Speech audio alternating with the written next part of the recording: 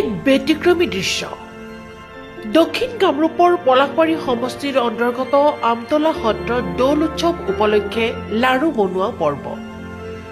দৌল মহোৎসৱৰ আগদিনা এই লাড়ু বনোৱা পৰ্ব পতা হয়। প্ৰায় 20,000 লাড়ু দৌল কমিটিয়ে তৈয়াৰ কৰা দেখা গৈছে। গাঁৱৰ প্ৰতিঘৰ পৰিয়ালে চাউলৰ গুড়ি দান কৰে এই পৰ্বত।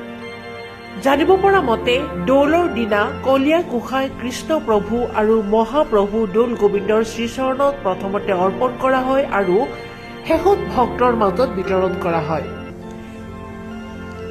এই লাড়ু বনোৱা পৰ্বটো কিন্তু অন্য দৌল উৎসৱত দেখা নাযায়। অসমত আমতলা সত্ৰতহে এই পৰ্ব অনুষ্ঠিত কৰা হয়।